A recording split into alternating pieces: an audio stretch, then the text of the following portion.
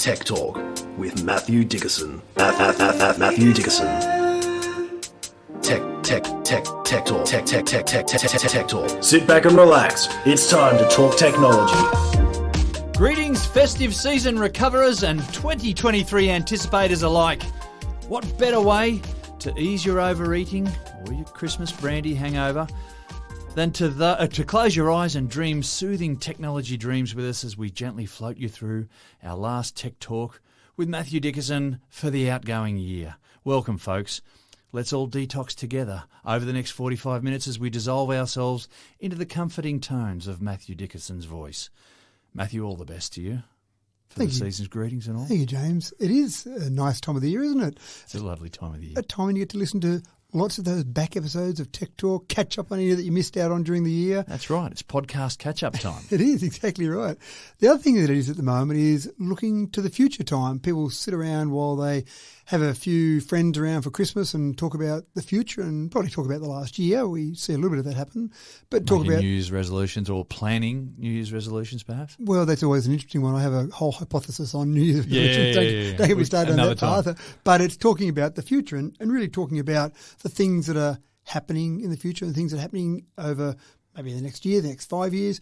And one of the things, of course, that we do talk about a little bit is renewable energy. And I saw a really interesting project that's coming to our region probably within the next 5 years, but obviously there's a lot of planning that happens with these projects, and it's around pumped hydro.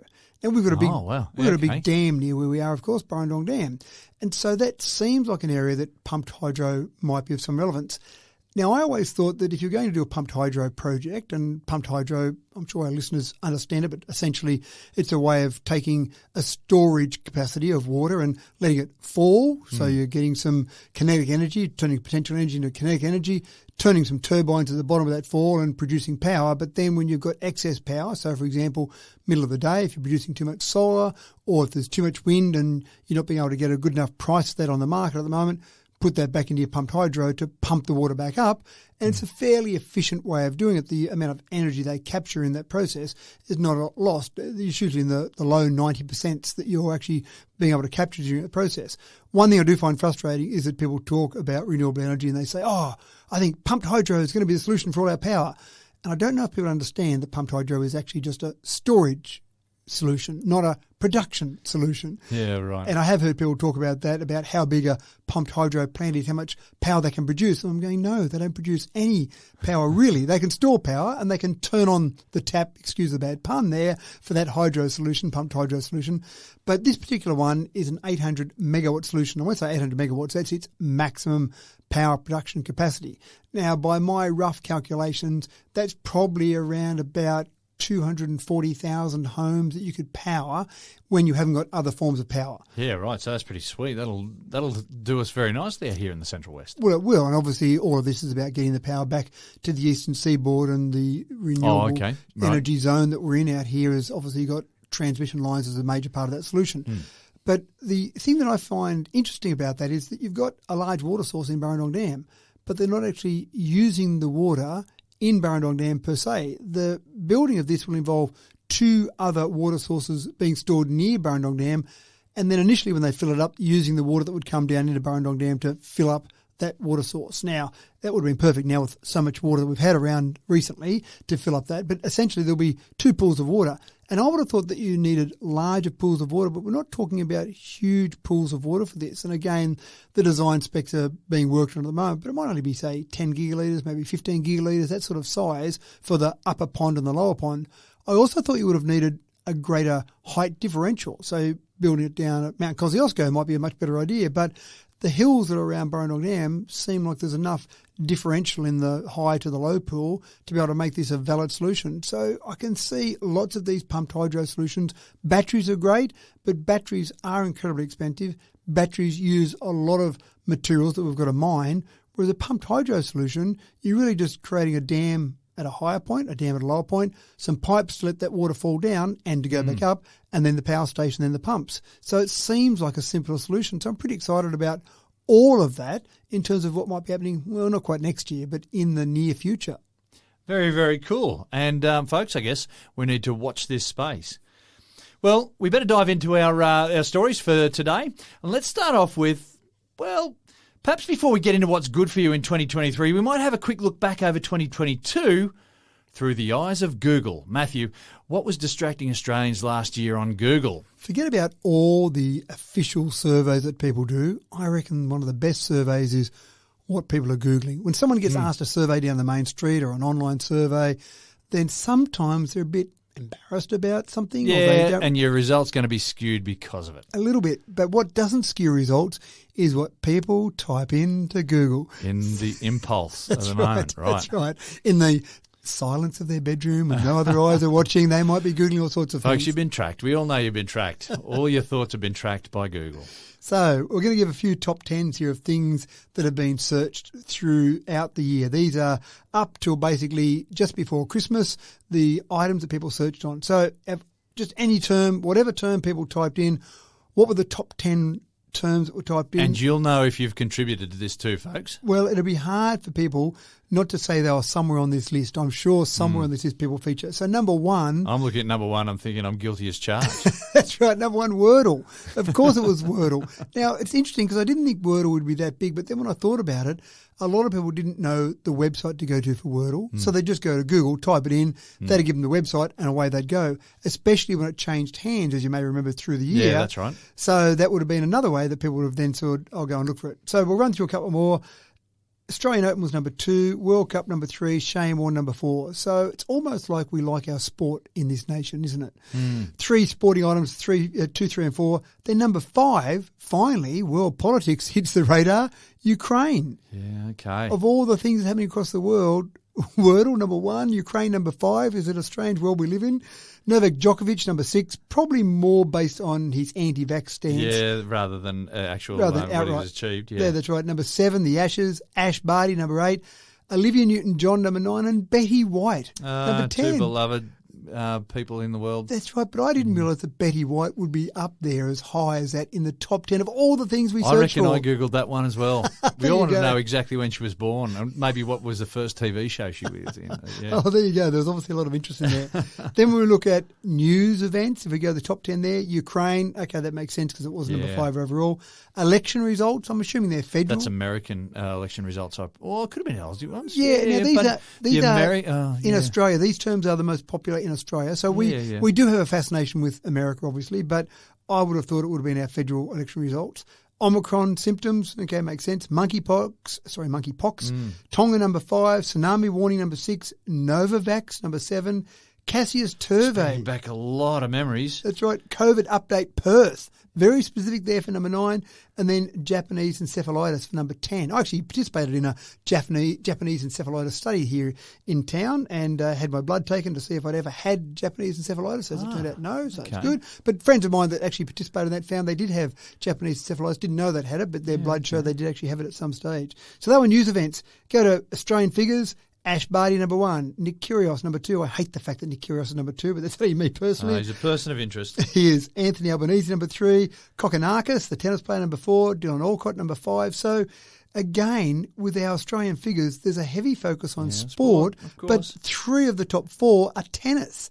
Now, I didn't know, I knew Australians liked tennis, but I didn't know it was so heavy. I would have thought cricket would have been up higher than tennis for individual figures. I suppose tennis is very much about individuals rather than about a team, so that kind of makes sense.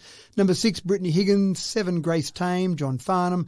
Alex Domino, another tennis player, and then Peter Dutton at number 10. So he wouldn't like the fact that the opposition leader is number 10 and the Prime Minister's number 3, but that kind of makes sense. We could have superimposed maybe Voldemort into there as well, but no, move on. No. Now, most Googled terms for loss, so people that we lost throughout the year. Shane Warne, number 1, that kind of makes sense. There was a huge amount of discussion around Shane Warne. Olivia Newton-John, Betty White, we've talked about her. Queen Elizabeth, number 4. Yeah. If someone would have asked number 4. If someone would have asked me before that list came out, I would have thought surely she would have been higher than Shane Warne. Surely more important than Shane Warne. As soon as I saw Queen Elizabeth's name there, I went, Shane Warne, no, fair enough. Olivia Newton-John, fair enough. Betty White was interesting, but Queen Elizabeth, she's top 5. Top 5, fair enough. So Anne Heshi, number 5. Andrew Simons, number 6. Taylor Hawkins, Aaron Carter, Bob. Is it Bob? Saget, thank you. And Paul Green, so the rugby league player at number 10. So it does bring back some memories. Then when we go to global, these are figures across the world. And again, tennis. It's quite incredible. Wow. Djokovic, number 1. Nadal, number 2. Medvedev, number 3. Then the court case between Amber Heard and Johnny Depp put them at 4 and 5. Will Smith, obviously the slap, I assume, featured highly there. Yeah. Andrew Tate, Anna Delvey, King Charles, and Danielle Collins at number 10. Yep. And then when we look at sports, we'll run through those quickly. Australian Open, World Cup, Ashes, Winter Olympics, Rugby League World Cup, Indian Wells, Commonwealth Games, ATP Cup, AFLW, and NBL. So again, tennis seems to be featured highly. What's not there is Olympics. It's got the Winter Olympics. But not the Summer Olympics. Yeah, interesting. Anyway, that's interesting. And then I won't go through the top 10 of these. I just thought some of these were interesting.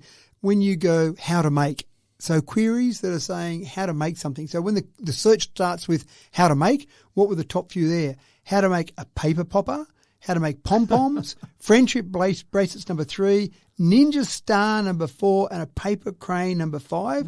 So if you're experts on origami, then that's obviously featuring quite well there.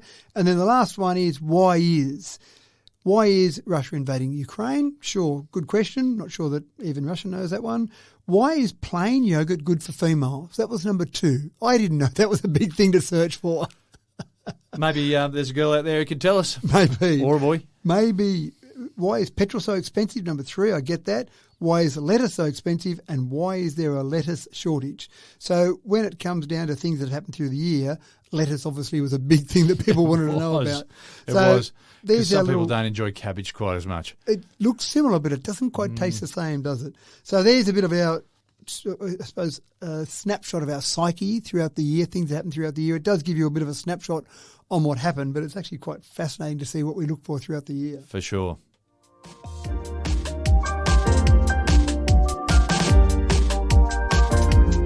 And for the Spotificacious among us, perhaps you'd be interested in just how close to the mean your music tastes lie. Matthew, Spotify's list of the most popular music streams for the year gone by, if you please. Well, we've actually got a couple of things you can do here with Spotify, and I picked on Spotify because it's a very popular music source. They've got a thing called Spotify Wrapped. Now, you can get global results, which is what we're doing here. In this case, I'm going for the Australian results. But you can actually get your own Spotify Wrapped personalised results just for you. Mine's been tainted by my wife and my kids. Well, there you go. Tell them to get their own Spotify account so you don't get that tainting effect. So the artists that we stream the most, and this is actually quite fascinating because in the old days, these things were based on record sales. But it didn't really account for the fact that you might have pulled an old vinyl record out from years ago and really played a song that you loved. So this actually does give you a snapshot of that. What did we play this year? So the top 5 But it artists. also picks up on whether or not you've listened to any more than about, 20 seconds or 30 seconds of it. That's right. And that's when it registers. So if you're just in for a hook line, then you've got a lot of people who are just listening for that little hook line and then, bang, they've got it in their ear. They've got their earworm going and off they go. But anyway. So Taylor Swift, no surprise there, number 1. In fact, I actually did a quick random top 100 Australian songs the other day when I went for a run, and the top 10 songs were Taylor Swift songs. And I actually thought I must have made a mistake when I started my playlist and thought I must have chosen a Taylor Swift playlist, but then it got past the top 10 and kept going to other songs, and I went, wow, that was all the top 10 from Taylor. So Taylor Swift, number 1, no surprises. Drake, number 2, Ed Sheeran, number 3, The Weeknd, number 4, The Weekend. I don't know how you meant to pronounce it, but The Weekend without the third E inserted in weekend. And Kanye West, number 5. Of course, Yeezy. Okay. Yep. The songs that we streamed the most: As It Was by Harry Styles, Heat Waves by Glass Animals, Stay by Kid Laroi, Cold Heart with Elton John featuring Dua Lipa, and First Class by Jack Harlow. And the next top 5 I don't quite understand. It's the top 5 albums. And I didn't know really that people listen to albums as such anymore. I thought they just listened to songs. But these are the top 5 albums. Harry's House by Harry Styles, The Equal Sign by Ed Sheeran, F***CK Love 3+ by Kid Laroi, Sour by Olivia Rodrigo, and Planet Her by Doja Cat. How many of those do you know off the top of your head? I've got none of them. Showing our age, perhaps, Yes, James. that's it. Some of those I had to That's think about for a the little bit. young people. Right.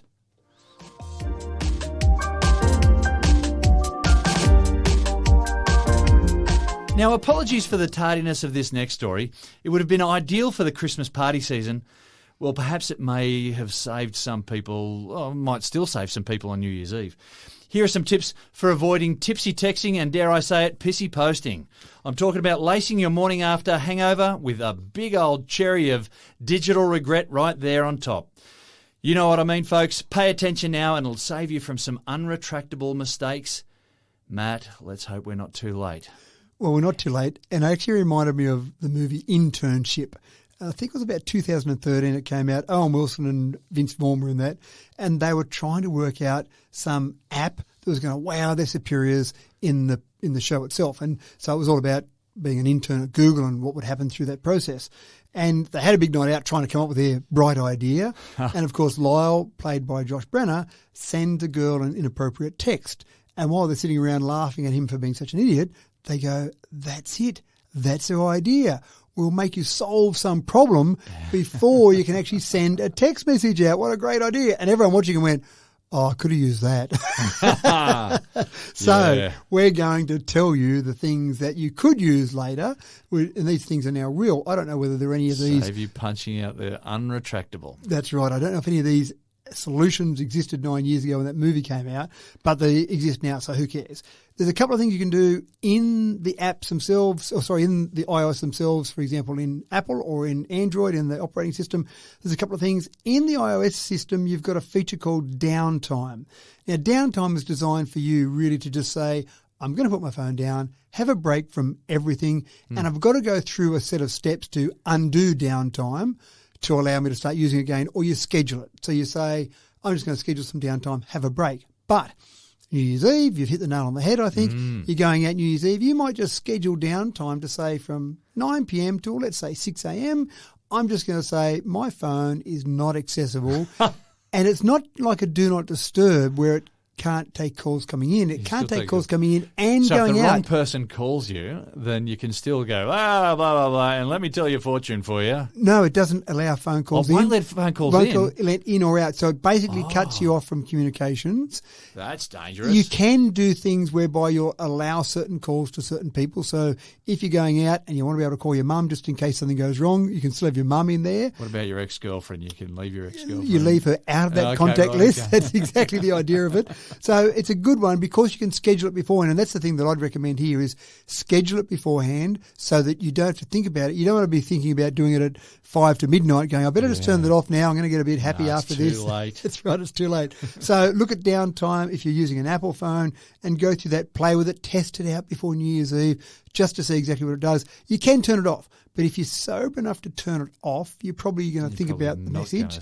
That's right. And if you're not, then maybe it's a good idea you can't turn it off. Yeah. In an Android phone, there's a similar setting, but it's called focus mode. So if you go in and search for the same thing, the funny part about it is that focus mode on an Android phone is under parental control. So it might say something about your age that you should be maybe regressing back to that age that you need focus mode on there. But again, it's the same sort of thing as the downtime. You can schedule that and set it up. Now, if you think that's all too complicated, there are apps that are available. And there are a few out there, but I picked a few, had a quick look at them, researched them a little bit to make sure they were appropriate for you. The first one is Drunk Locker. So essentially, it allows you to schedule... It's calling a spade a spade. It is, that's right. So in Drunk Locker, you schedule it as to when it turns on and off, but you also schedule the apps that are not available during that time.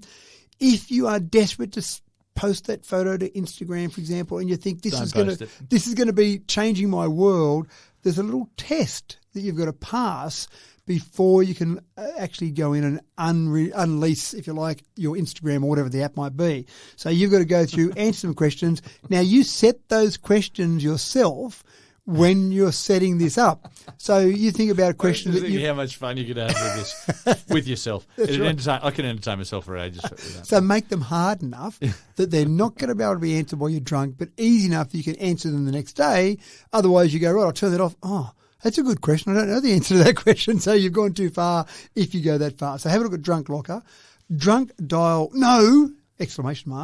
is one that specifically is on phone calls. So it won't stop you texting or posting to social media, but it will stop you making phone calls. So again, if you're tend to be a drunk caller rather than a drunk texter, that's not a bad one for you. And some of us are going to need multiples of these. Possibly. Working simultaneously. It might take you a few days to get your phone back to normal after New Year's Eve. The other one that I liked the look of was Bacco drunk mode.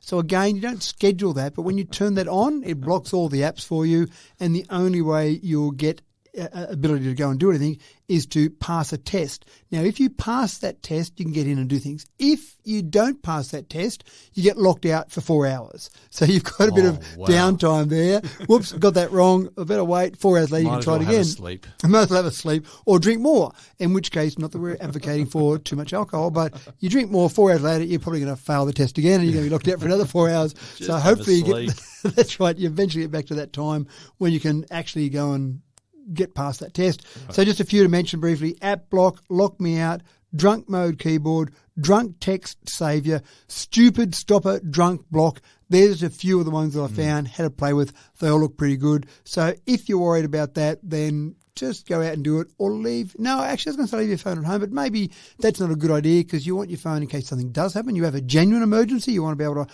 make a phone call. All of these will still allow you to dial 000 if you need to. So even if you're drunk, even if you've made some silly mistake or something's happened and you've locked it out, you can still contact emergency services, but don't contact emergency services if you're just being silly and you're drunk. They don't want to chat with you. Don't want to chat. They don't want to hear how much of a good time you're having. And they don't hear about your girlfriend and what you should have done with your girlfriend this year and how sorry you are for what you did do. So no, use that only in an emergency. That's why it's called emergency services. But a range of apps there. Hopefully you don't need, but I suspect some people may. There you have it, folks. We couldn't save you at your work Christmas party. We couldn't save you on Christmas Day, but at least New Year's Eve, you've only got yourself to blame now.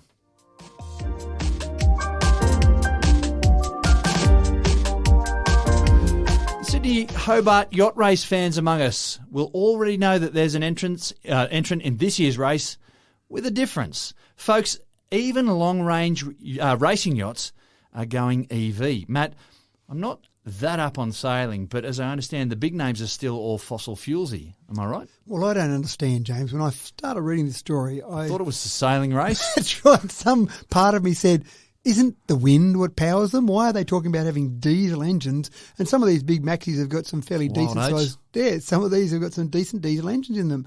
But apparently they like their electronics. And they like their diesel engines to power their electronics. Actually, they power the batteries to keep their electronics going. And you've got some pretty sophisticated electronics on these boats. And you are talking about the Wild Oats, the Blackjack, the big yachts are out there. And if they can find a wind shift just a little bit there or some weather changes, they're going searching for those because it can make a huge difference, obviously, to the winner of the race. And there's a lot of technology that's out there on the water when these yachts are racing. So there's one yacht, only one yacht this year that says, you know what, sailing's all about being out there at one with nature, the wind powering us. Why do we have these diesel engines? We're going to just put a few batteries in. We're going to actually use some things on board, some solar panels to generate a bit of electricity. So you've got a few things. And then some of the things you can have also, you can actually have solar panels on sails now. We've got another story that talks a little bit more about that. So build all these things in, keep those batteries charged. They do have some large batteries, but you do want a bit of weight in a yacht because you've got a big keel and you want weight down low in a yacht so it doesn't tip over when that wind is blowing. So they do actually have weight that's put into a yacht, so you could actually build that weight down low like they do in an EV car that basically gives you better handling. So Ocean Crusaders, keep an eye out for Ocean Crusaders. The people who have built this yacht say quite up front that they're not going to win this race. They're not going to win it outright. They're not going to even win handicap. But they're out there showing that you could do it a little bit differently. They took an old yacht that has actually raced in the Sydney to Hobart before and basically it was ready for the scrap heap. They took it, they've put lots of their own blood, sweat and tears into it to build this yacht ready to go in the Sydney to Hobart and all powered by batteries and other forms of energy. So I think it's a great concept. I just love the idea that they're going to try and generate all this power while they're out there, use the batteries they've got there and get to Hobart, hopefully, successfully. And clearly we've been recording this podcast prior to the finish of the Sydney Hobart race. And so you might already know how they went, folks, while you're following this podcast and the Sydney Hobart Yacht Race? Well, our keen listeners would be listening to this basically as the race is about to start. Yeah. Because our podcast is published at 9 a.m. every Monday and the Sydney to Hobart Yacht Race starts at 1 p.m. on Boxing Day. So they should have already listened to this, and then they can keep an eye out at the start for Ocean Crusaders and see that there'll be no little plumes of smoke coming out the back of it. Cheer them in. Yeah, that's right. So Ocean Crusaders, keep an eye out on it. Love the concept, and they're really trying to demonstrate what is possible out there.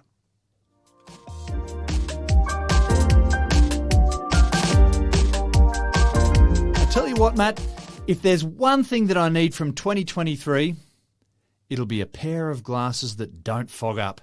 I'm crossing my fingers. As you look into your crystal ball, what can you do for me? What can you see? Do you have some spare gold? And I do like the pun there on what can I see in the future, but do you have some spare gold? Because what I need is a really thin layer of gold. Well, that's the awesome thing about gold, is you can hammer it so thin, it's only several atoms thick, so you can see through it. Exactly right. Gold is awesome. And this is exactly what some researchers have done. They've been developing some gold nano coating. And of course, lots of people did find during the pandemic that you put your mask on and the next thing that happened was you had fogged up glasses. It was quite frustrating. So you're trying to readjust how the nose sits and how your glasses might sit. Well, all of that should be a thing of the past if this technology starts to take off. So what they're doing is they're taking a very thin layer of gold and putting it between layers of titanium oxide. And what they're trying to do here... Same stuff that's in sunscreen. Exactly right. So what they're trying to do here is they're trying to generate some heat on the glass because the gold is heating up to get it about 25 degrees hotter than the surrounding air. By doing that right at the surface of the glass, it should prevent it, or at least minimise the process of fogging up. Yeah, right. Sounds pretty Very cool, doesn't clever. it? Now, they are going thin. So it's not just about having a bit of extra bling. No, well, it is that as well. You can tell people about that. Okay. But they're talking about it so thin, they're saying maybe 10 nanometres of gold. So we're talking about 10 to the minus 9 for a nanometre. So basically 1 to the minus 8 of thickness in a hundredth metre. of a micrometre. So not or much. A 100,000th of a millimetre. So you're talking about very small amounts of gold in between those layers. Now, it's been that successful in their testing so far that they are looking at even doing it on windscreens. So imagine the idea of not having hot air blowing across the windscreen or cold air, as some people do, across their windscreen to defog it. Sounds like it's much safer. And if it is that thin, even though it sounds expensive because you've got gold coating, so someone says gold coating to me, you do think of bling. Gold coating on there at such a thin layer that might make up for the cost of basically having to buy little squirty anti-fog devices or the hot air that might blow across your windscreen. It's actually not that much gold that they're actually spreading across there. No. In fact, if you've ever been panning for gold and you got yourself a little gold fleck and then you hammered that out so it was able to cover a whole lens, I think that's probably the amount of gold you're looking at. That's a very scientific explanation there. That little nugget size, bang it out and should be right. But it is interesting to see how they're focusing on delivering this. And it's the problems that we sometimes put up with that someone comes along with an invention or an idea to actually solve that. So you get fogged up glasses, you get a bit annoyed and you wipe them down or you spray something on them and you go, I'll live with that. But someone's out there trying to solve that problem for us, James. Right. I love the fact that happens. Fantastic ideas.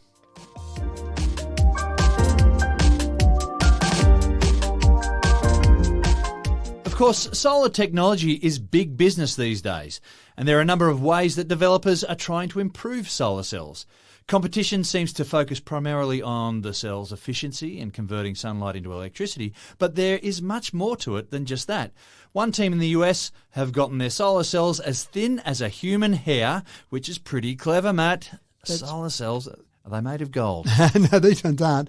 And do you love the fact that we use a human hair? That is the standard measurement for many thin things. I'm sorry, in the last story we didn't talk about the gold level. Fractions of a human hair that gold was, yeah. Or how many layers of that gold might have gone into a human hair. I don't know the thickness. Do you know the thickness of a human hair off the top of your head? No, excuse the very bad pun there. I'm happy to go and measure it. Good. So we'll get how many nanometers that might be, then we can compare it to the gold. So this is about trying to generate solar power in different ways. Now, we did mention before having solar panels built into sails on a yacht, for example, and there are yachts out there that do have solar panels that are on their sail, so you need that flexible.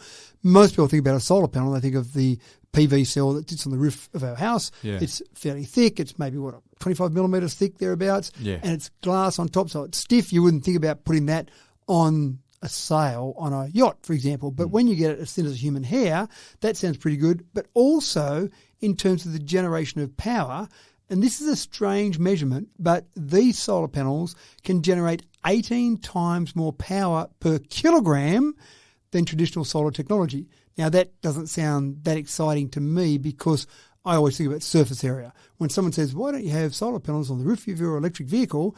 Because of surface area.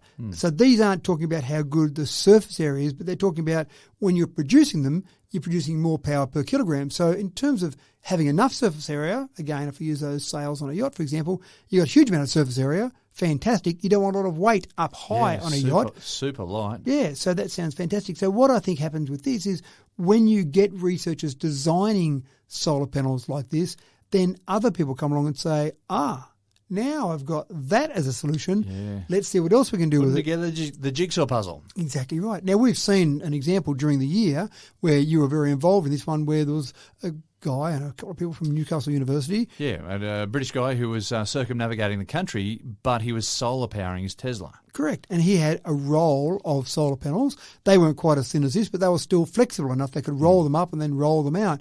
If you've got enough surface area available to you, then this sort of solution is fantastic. So you could take that particular problem that they were solving with that, driving around Australia with a Tesla, and roll up something even much tighter. So then when you do roll it out, you have a much larger surface area. But that's just one little idea. Sails on a yacht, one little idea. There are many other ways you can start to build this sort of solar technology in. Clothing.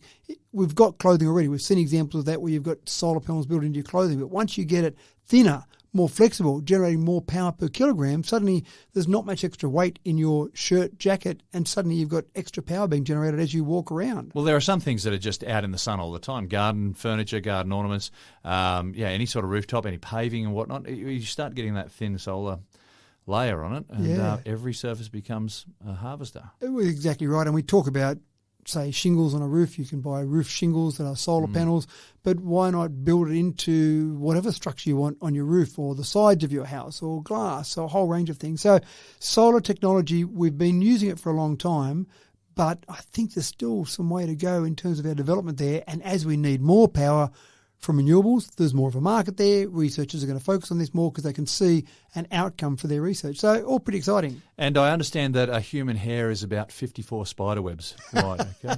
Good. I'm glad I've got that accurate measurement now. Right, yeah.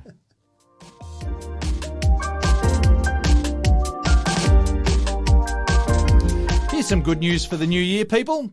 The Bad Guys team took a hit recently, and 4 men involved in a $150 million cyber scam syndicate were caught in Sydney by our very own federal police. All righty. Matt, do you think there's a dungeon damp enough in New South Wales for these soulless pond scum types? Well, it gives you an idea of just how sophisticated these scams are. $150 million. And we've talked about it before. This isn't some kid who came from school and learned a bit of coding from his teacher that day and said, I'll see what I can do. These are very sophisticated. The 4 men, aged 27, 24, 19 and 19, have been charged with proceeds of crime-related offences. And these were one of, they weren't the only one of the people behind the You're Expecting a Package scam. Now, what a great time to do that. At Christmas time, surprise, surprise, lots of people are ordering extra packages. They're expecting extra parcels to come in. Couldn't find that thing in their local shops, ordered online, that special present for their loved one. And so it's not unusual to see a message come through to say that you've got a package. But hold on, there's been some problem with customs. There's been some problem with whatever. They're very good at coming up with different ideas. You just need to confirm a delivery time. And if you don't do that, you might have to pay some additional processing fees because we're so busy at Christmas time. Oh, no. So some people will fall into that. And I'm just amazed at how many people do, given the fact that they've racked up $150 million that we know of from this one particular scam. Now, there is a bit of a problem there that you might generate some money. So people thinking about this idea out there, might sound nice to have $150 million in the back pocket, but they're probably looking at, these 4 gentlemen are probably looking at around about 15 years in prison. Well, that's the maximum sentence.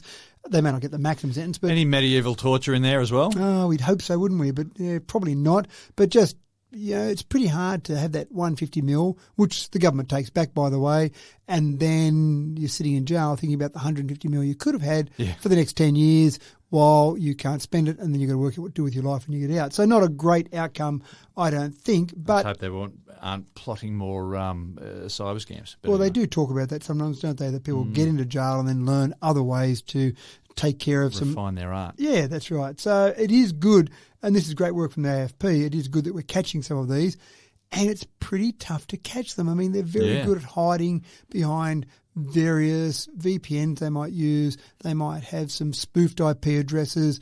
It's a pretty sophisticated process they go through, so you're always having to try and be one step ahead. So for the AFP to catch these guys... Yeah, we're lucky there's some clever cookies in the AFP, huh?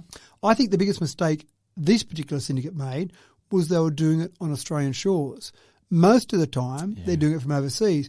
I don't know what reason. Maybe there was something they felt that they could actually make the scam look a bit more legitimate if they were doing it while they're on our shores. But that obviously opened up the AFP to make it a bit easier for them to capture them while they're here.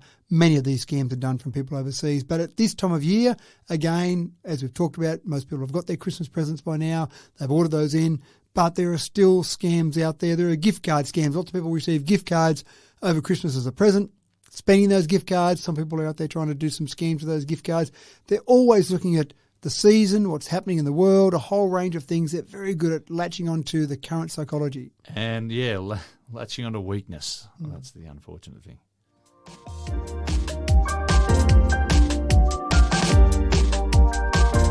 Now, here's some medical tech that I had no idea existed. Flexible needles, kids. There I was thinking that a jab really came in just one single form, that being your standard straight and pointy type. But no, I was fooling myself, and needles can be bendy as well.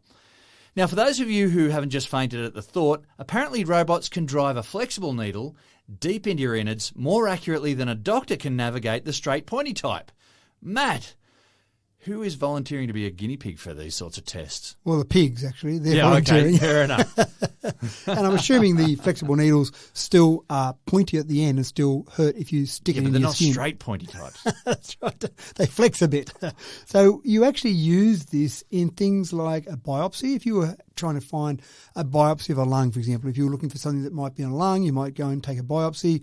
Directed drug delivery, so if you want some drugs to go right to a certain spot, or even some very localised radiation cancer treatment, you might need to take a flexible needle down into some part of your body. Now, we know that robots are helping in various ways with operations. There are various bits and pieces of our body that we have doctors working on, that we're using robots, using technology to try and help in this scenario. But having this robot-guided flexible needle can get it to the right spot more accurately and quicker than a doctor. Now, at this stage, only been testing on pigs, literally on pigs, not guinea pigs, but on life-size pigs. They've been doing the tests on, and they are finding that when they're saying to a doctor, you go and direct that into there and see how long it takes you and how accurately you can get it, then let the robot do the same thing. They are finding that that robot is doing it better, which, not any disrespect to the doctors, but you've got a whole range of parameters that are being constantly read by that robot to get it to the right spot. But doctors are quite comfortable with this, certainly doctors I've spoken to about this sort of technology, because they feel like they can do their job better, but they can do their job and help more people if you've got some assistance. You don't go into a robot and sit down, next thing you know, you've got a needle going down inside you somewhere. You do have a doctor there associated with it and actually decides that this is the best way to treat you. But I think we'll see more and more of this, and as the years go on, as robots get better, as we work out ways to manufacture them better, work out ways to actually deliver a robot in terms of the artificial intelligence on that robot better, we'll see more and more of these examples. But it is pretty exciting when you still get to that stage where doctors can see that these robots are going to make their job better and make our lives better. And they're our friends. They're our friends, that's right.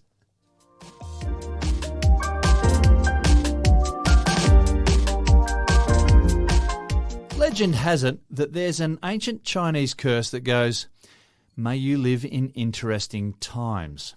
And for those with their eyes focused on the cryptocurrency scene, recent times have certainly been, well, quite interesting. Matt, what is the crypto market outlook for December 22? About the same as we've talked about before. We must say that we don't give investment advice on this particular podcast, but for anyone interested, the amount of cryptocurrency that I've ever bought in my entire life accounts for $0. That's my bank account. Are you investing that much in FTX? I'm investing approximately the same amount in FTX. Right. And so the collapse of FTX, the bankruptcy of FTX, is a good reason to have a bit of a discussion about what's happening. Now, we know that people get excited about crypto, and some people, Bill Gates, we talked about during the year, Bill Gates talked about the fact that it's all relying on the greater fool theory. We talked about the tulip market in the Netherlands way back a few centuries ago, and that seems to be the issue with cryptocurrency. When I go and buy shares in a company that produces widgets, then I hope there's not just the profitability of that company and the increase in the share price, but it's got something behind it. It's producing something. It's doing something useful.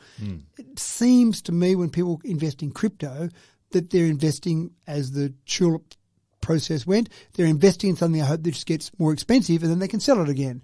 But you've got to find a greater fool to sell it to when it gets more expensive. Yeah, it's literally thin air, and you want to find a fool that's prepared to buy your thin air. That's right. And if you can, good luck to you. Well done. So the FTX collapse, obviously, that was in the vicinity of $5.8 billion. That was, well, actually, it was valued at much more than that, but shortly before the collapse, it was valued around $5.8 billion. So that's a few dollars that people had invested in an exchange. So that wasn't even a cryptocurrency. That was an exchange. But then you start to look at the impact that that has had across a whole range of other cryptocurrencies. So Bitcoin is the one that most people are familiar with, most people have heard of. So it's now dropped to fresh 2-year lows. You were getting some ridiculous amount of dollars for a Bitcoin, but at this stage, I think it was up around $58,000 2 years ago. It's down around $17,000, but even at $17,000, it still sounds pretty good. It does sound that. That's right. Now, so Ethereum was going through the roof. I think Ethereum at one stage was around $15,000. It's going to drop down to as low as $1,100, maybe $1,300. So there's been approximately, if you want to get a general view, there's been approximately $2 trillion of value wiped from the crypto market since November 2021. So in just over a year, $2 trillion. So forget about talking about Bitcoin or Ethereum, the individual valuations, $2 trillion. That's lost. a lot of mouse clickers feeling very sore and sorry for themselves. Yeah, so year to date, if you want to talk about Bitcoin and Ethereum, they're both down 65%. So that's a bit scary if you'd invested, well, a certain amount of money some time ago over the year, and that's a drop of 65%. FTX identified when they went through that bankruptcy, 216 bank accounts with total balances of $564 million.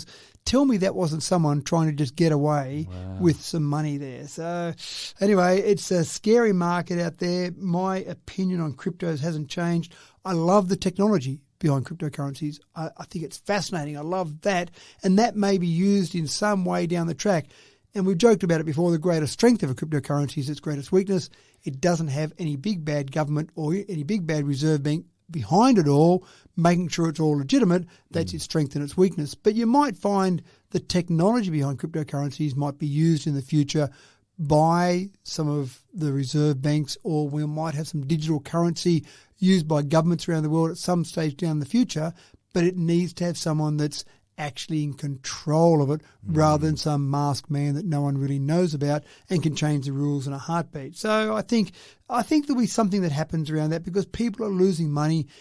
Innocent people, I want to say innocent people, they're trying to get a quick buck, but generally they just don't have the knowledge to actually know what they're doing. So you might find that there will be some sort of laws introduced. There might be some sort of regulations introduced for cryptocurrencies. Again, that'll be until they come up with something else to try and scam people from their money. And it just sounds like a big scam to me. So you've been warned here, folks. Many times you've been warned. And that's it, folks. 2022 has officially run out of stuff as far as we are concerned. We're going to put a full stop on it right there and send 2022 files straight to the archive with a satisfied sigh. Thanks for a cracking year of tech talking, Matt.